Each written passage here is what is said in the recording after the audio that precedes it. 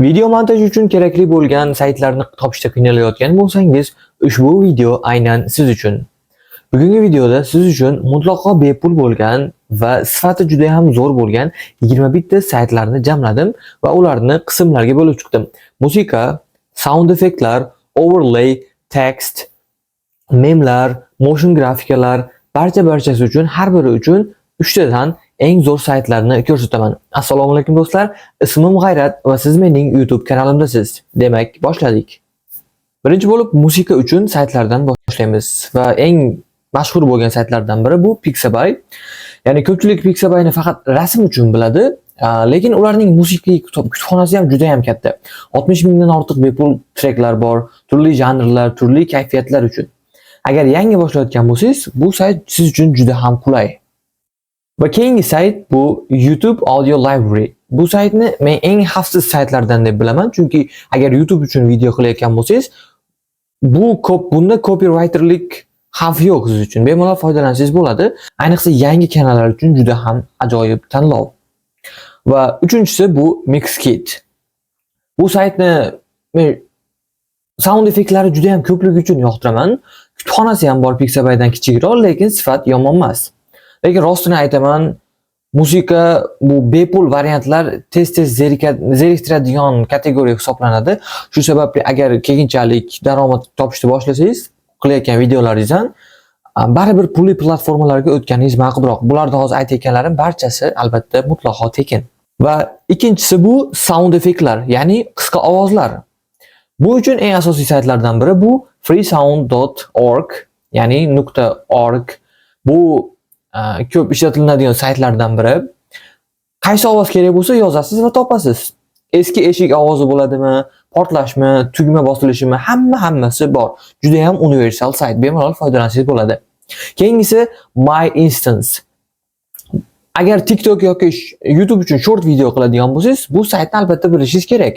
Bu yerda mem ovozlarni, trend effektlar yoki qisqa kulgili ovozlar, soundlarni topishingiz mumkin. Juda ham tez topasiz albatta.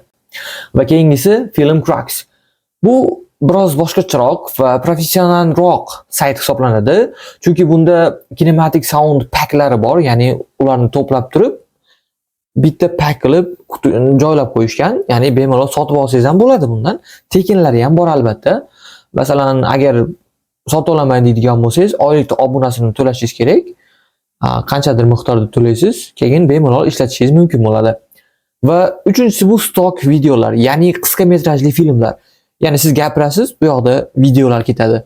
Menimcha tushundingiz meni. Agar montaj qilishni yaxshi tushunadigan bo'lsangiz, stock video nimaligini bilasiz. Shu videolar uchun eng kerakli saytlardan biri bu albatta birinchisi Pexel. Pexel stock video bo'yicha Pexelni yengish qiyin, chunki mutlaqo bepul va HD video formatlarini topasiz. Ayniqsa bloglar uchun, motivatsion videolar uchun juda mos. Keyingisi bu Video. Talaffuz qilishim menimcha Video.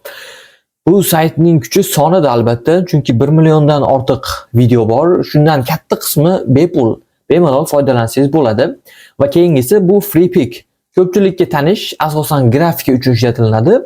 Lekin bilmaganlar uchun ham aytaman, bu yerda stock videolar ham juda ko'p, qisqa videolar.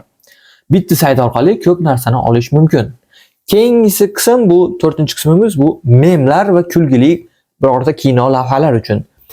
Albatta birinchisi bu playphrase.me. Bu sayt eng sevimli saytlarimdan biri hisoblanadi, chunki men birorta video qilayotgan bo'lsam, shu aytayotgan saytlardan foydalanaman o'zim ham. Biror so'z yozasiz, o'sha so'z aytilgan film yoki serial sahnalarini chiqaradi. Juda ham aqlli ishlaydi. Albatta agar YouTube uchun ingliz tilida video qilayotgan bo'lsangiz, ingliz tilida birorta mem yoki birorta qisqa joy kelib qoldimi, birorta videoning joyi kerak bo'lib qoldimi, ushbu saytdan foydalansangiz bo'ladi. Keyingisi GetYarn. GetYarn bu Playphrase o'xshab ketadi, lekin interfeysi biroz boshqacharoq. Ko'proq mashhur serial va filmlarni ham topsangiz bo'ladi. Agar mabodo playphrase.me da topa olmasangiz, GetYarndan foydalanishingiz mumkin albatta. Keyingisi bu Green Screen Memes. Ya'ni albatta bu CapCut'dan yoki montaj qiladigan birorta ilovangizdan foydalangan holatda green screendan o'chirib turib bemalol ishlasangiz bo'ladi. Yashil ekrandan orqa fonini o'chirib yuborsangiz, bemalol boshqa birorta videolaringizga overlay qilib ishlatsangiz bo'ladi. Montajda chroma key bilan ishlatasiz albatta buni. Va 5-inchisi bu motion grafika uchun. Keyingi saytimiz Vecteezy. Noto'g'ri talaffuz qilmagan bilmayman. Hamma narsa bor ekan bu saytda. Maxsus yo'nalish yo'q, lekin qidirib ko'rishga arziydi. Bemalol o'zingiz qidirgan narsangizni topishingiz mumkin. Va 6-inchisi bu overlaylar. Ya'ni overlay degan nimaligini bilsangiz kerak. Keyingisi Texture Labs. Texture Labs bu professional darajadagi sayt hisoblanadi.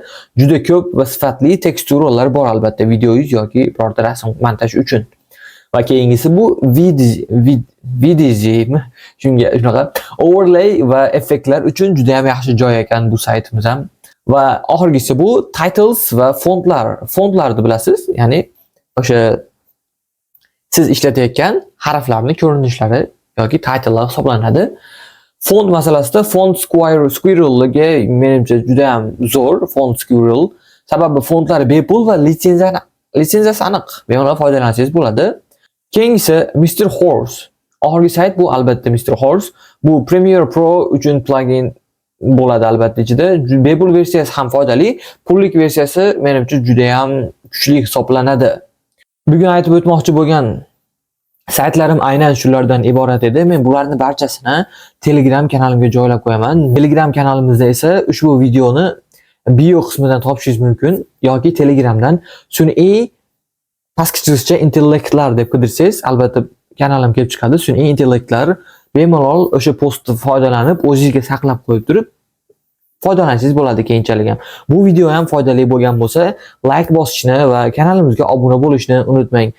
Keyingi videolar uchun birorta g'oya yozib ketadigan bo'lsangiz, Xudo xohlasa o'sha videoni ham qilib chiqarishga harakat qilamiz. Birorta montaj jarayonidami yoki ijtimoiy tarmoqlarni yurgizishdami, Telegram yurgizishmi, YouTube yurgizishdami, o'zingizda qiynayotgan birorta muammo bo'ladigan bo'lsa, o'sha haqida izohlarni yozib qoldiring.